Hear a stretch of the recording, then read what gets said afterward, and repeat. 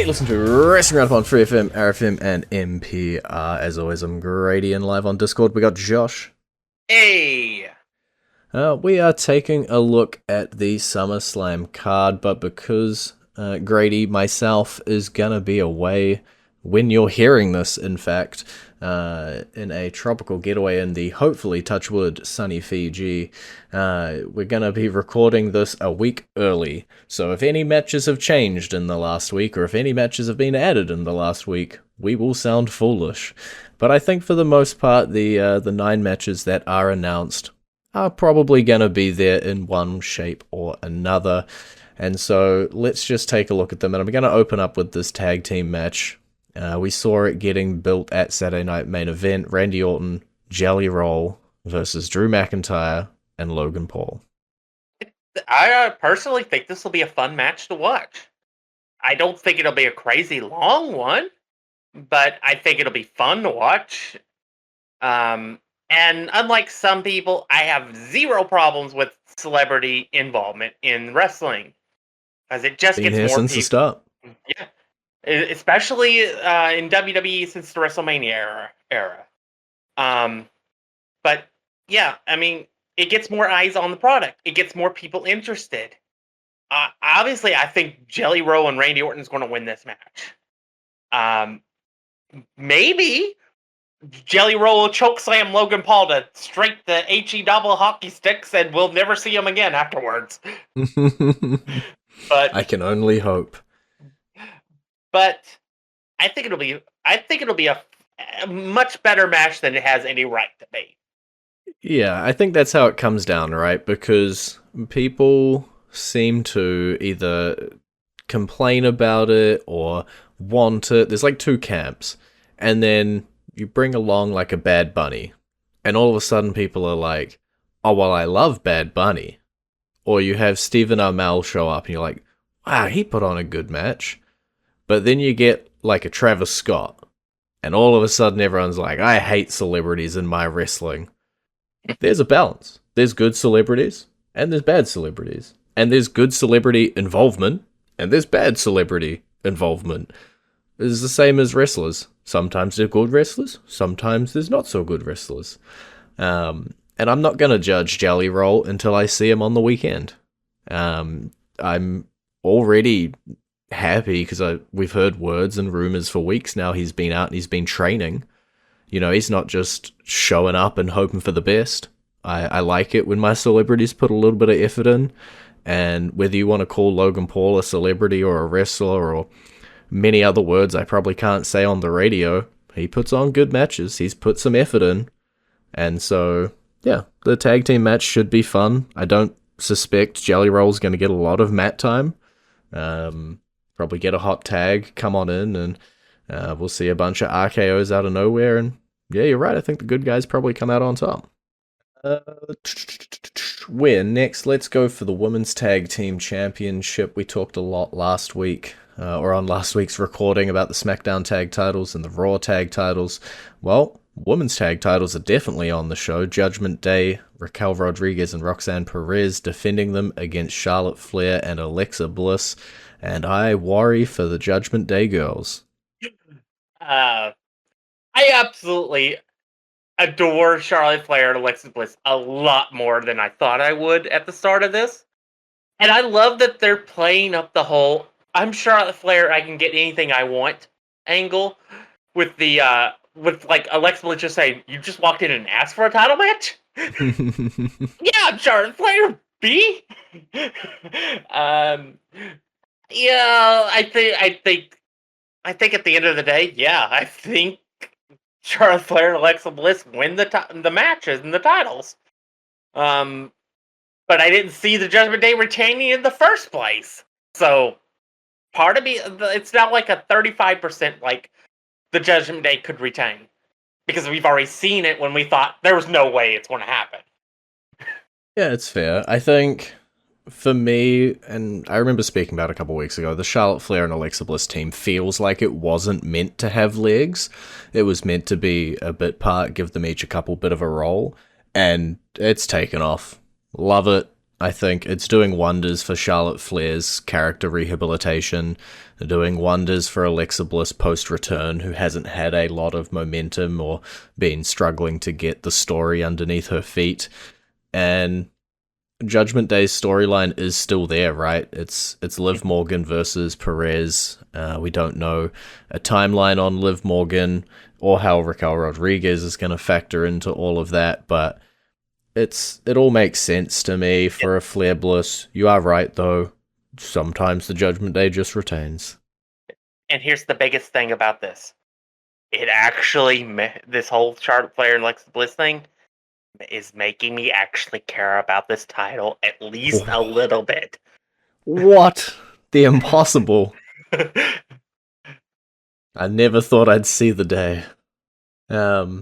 Let's stay on the Judgment Day. Let's go over to Dominic Mysterio Intercontinental Championship. He's been dodging. He's been not medically cleared, but he's got himself a match at SummerSlam against AJ Styles. There's no way that Dominic doesn't win this match dirty. He doesn't like slime the slimiest slime the way the retains. But I think AJ Styles is still one of the greatest wrestlers of all time. He deserves all the accolades, all the mentions, everything. I just don't think he's the guy that beats Mysterio. I really don't.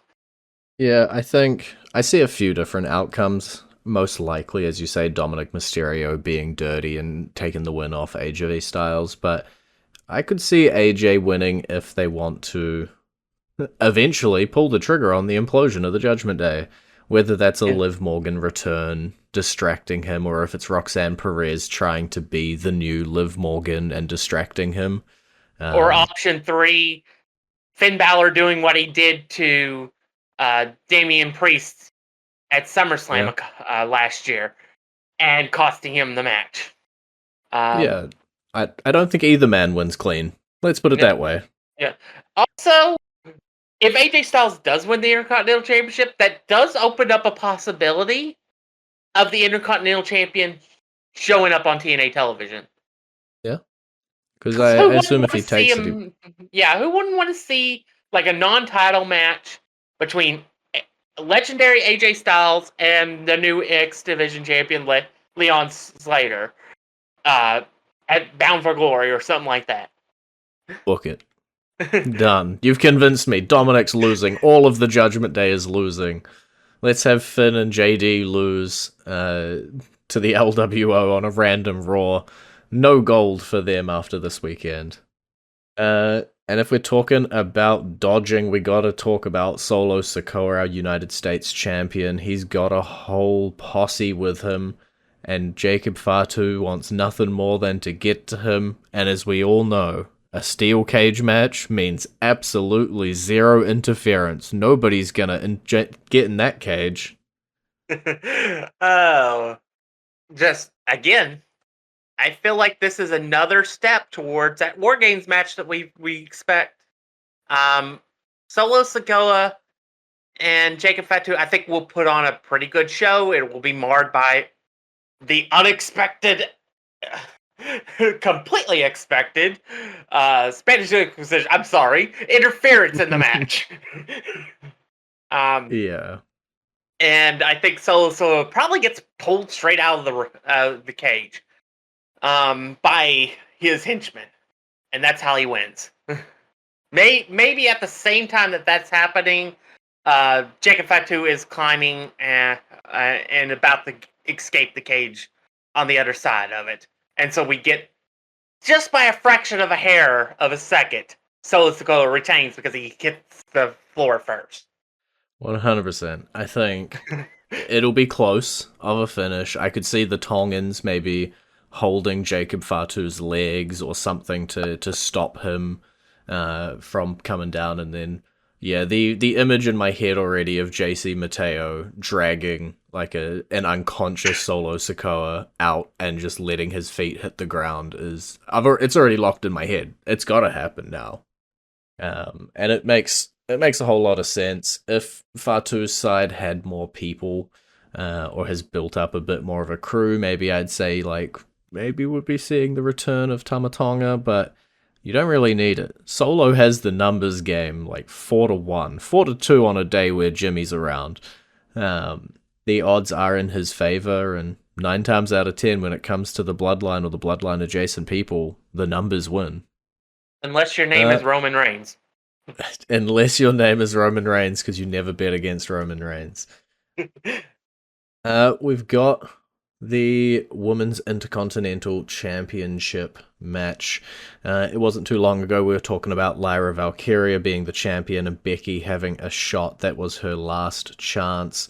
Now, flip it the other way. We've got Becky Lynch as champion and Lyra Valkyria having her last chance at a shot for that title. But this time it's going to be no DQs, no countouts. It still feels like there's a way they can weasel out of this. I know that there's no disqualification, no countouts, but there feels like they could be like some sort of wonky finish that results in them both being like knocked out and not able to continue the match. And because Valkyria didn't win the match, she can't compete for the title.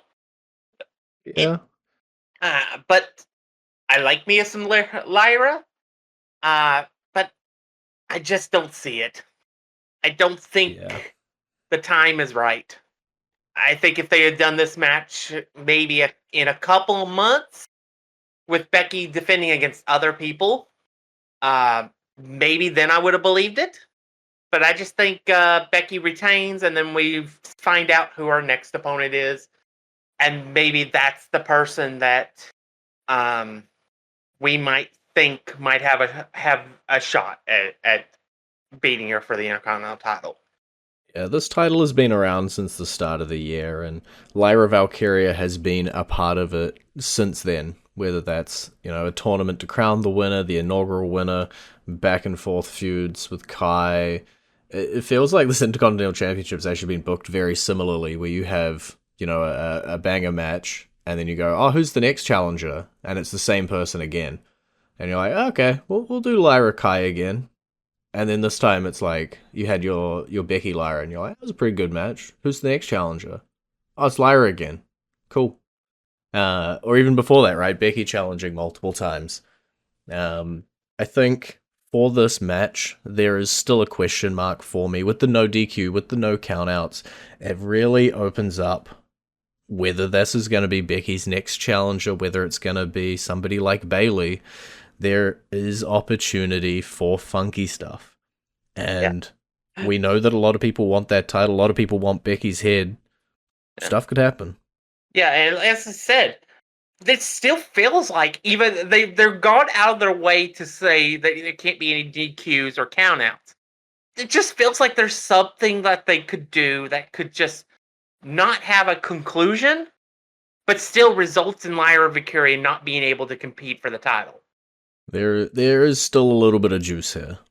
We'll see how it all spins on out, but if this match, for its entirety, bell to bell, does not involve an additional person, I will be shocked.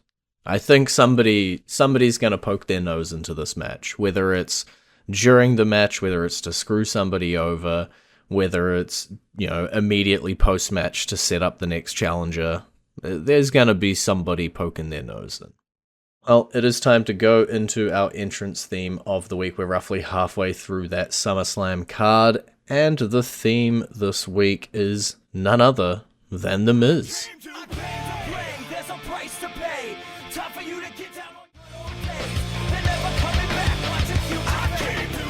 And you're back to listening Roundup on FreeFM, ArrowFM, and MP. I'm Grady, he's Josh.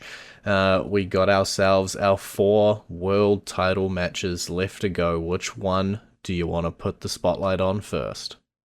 Raw's Women's World Championship. Alrighty, Women's World Championship. Naomi, after cashing in the briefcase, coming in as champion with a angry Rhea Ripley and an angry Io Sky.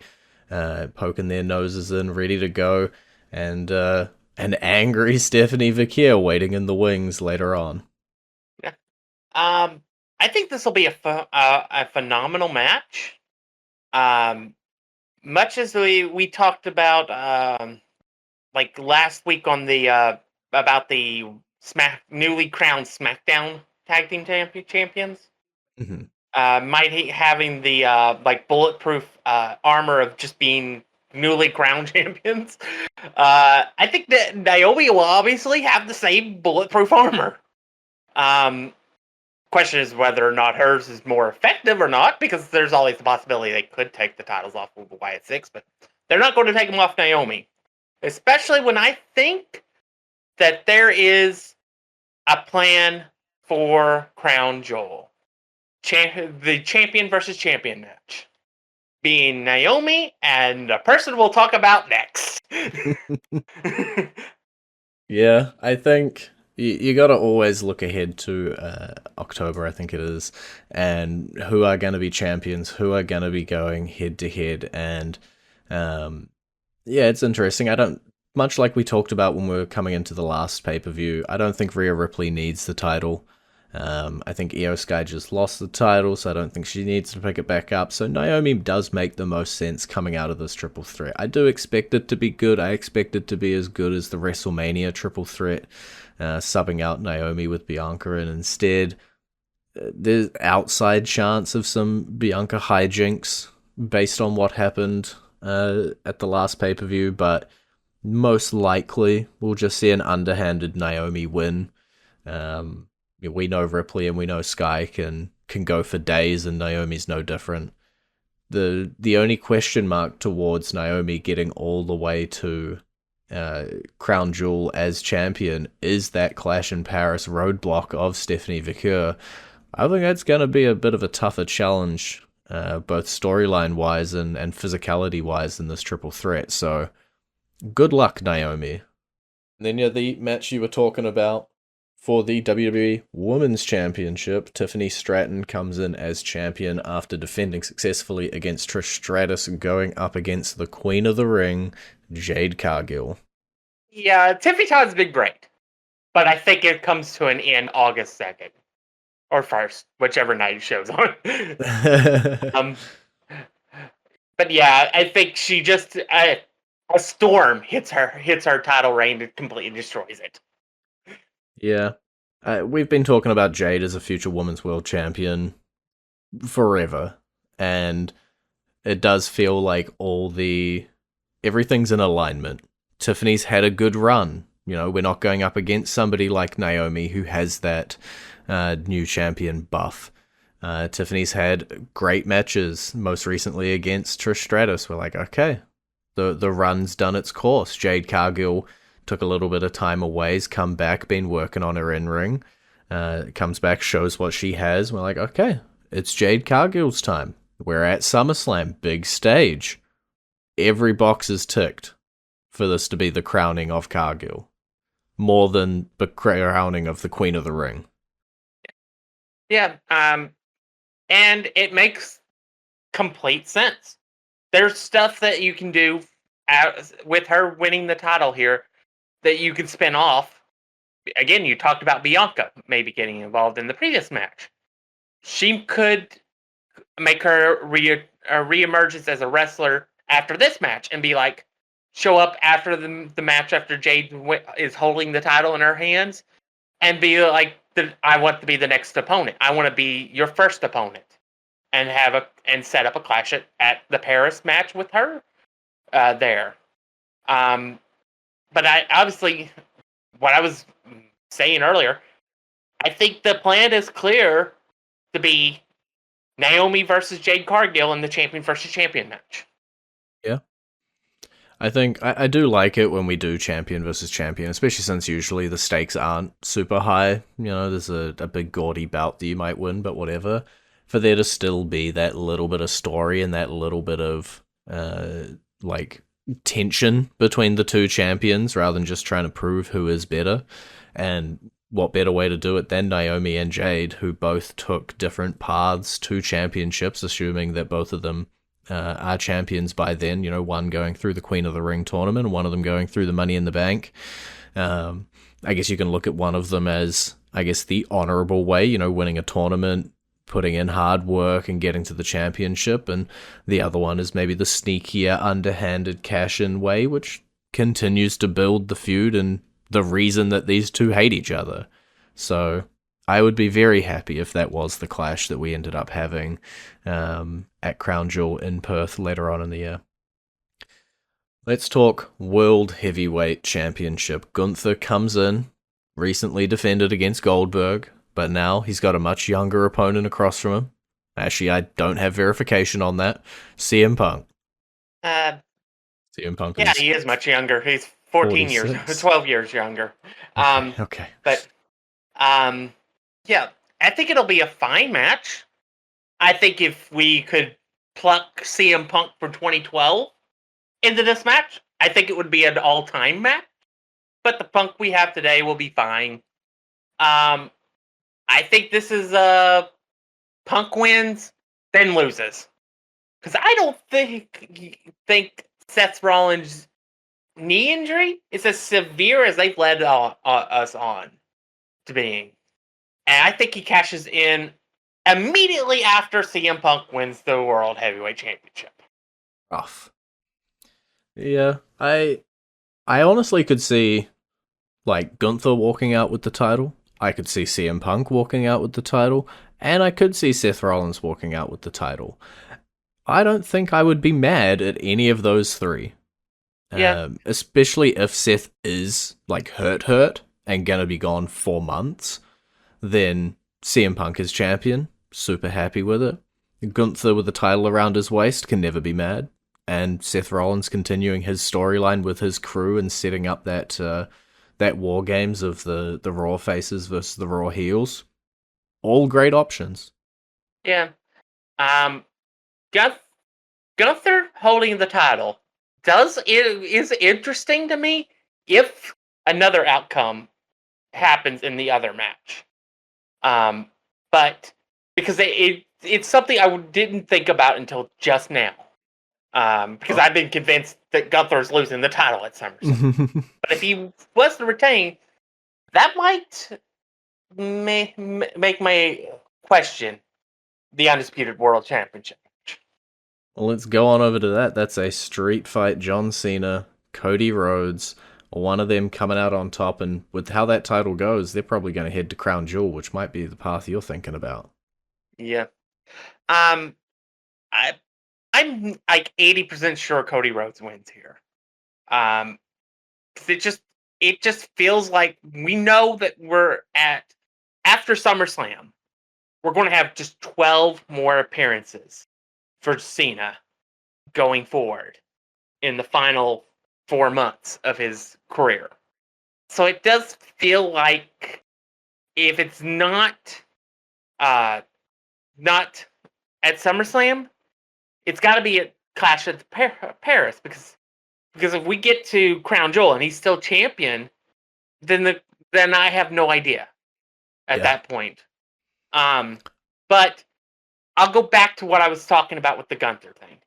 If Gunther wins the World Heavyweight Championship and retains it and there's no cash in, I would much rather see Gunther versus John Cena because that's a match we have not seen yet as the Crown Jewel match. Because we did see Gunther versus Cody Rhodes last year in that same match. Yeah. Well, if you get the cash in that you expect and you get the Cody Rhodes that you expect, your Crown Jewel match is going to be Cody Rhodes versus Seth Rollins again. Which I have no problem with because we haven't seen that in about 2 years. Yeah. We saw it a lot at the time, but we've had a break. Yeah. And if we get CM Punk versus Cody Rhodes, I'll be fine with that too. Yeah. I think you're right. This all comes down to how do you book these last 4 months of John Cena's wrestling career. We've plotted out the pay-per-views. It's this one, Clash in Paris, Crown Jewel, which is Champ v Champ, and Survivor Series. How do you book that out from here to there? And as much as I wanted to see John Cena go to Crown Jewel as champ and you know, take that champ versus champ match, then he's got to lose it at Survivor Series and then quickly turn around, you know, and have a face turn real fast heading on. So I don't know. It does feel like this might be the time. Yeah, I think this is going to go back to the sell his soul thing. And because if I don't know if anybody like missed it or anything, but Cody was wearing his Rolex during the promos this week. The one that was supposedly stolen from him by The Rock. So that might be something to keep an eye on. Well, we'll have to see how SummerSlam shakes out, but for now, that is all we have time for. It's been great talking to you. Bye, B. You can visit our Facebook page, facebook.com/wrestling R&D Upper, our Twitter page, twitter.com/wrestling R&D Upper, our YouTube page, youtube.com/wrestling R&D Up, and we will catch you next week with the results from SummerSlam.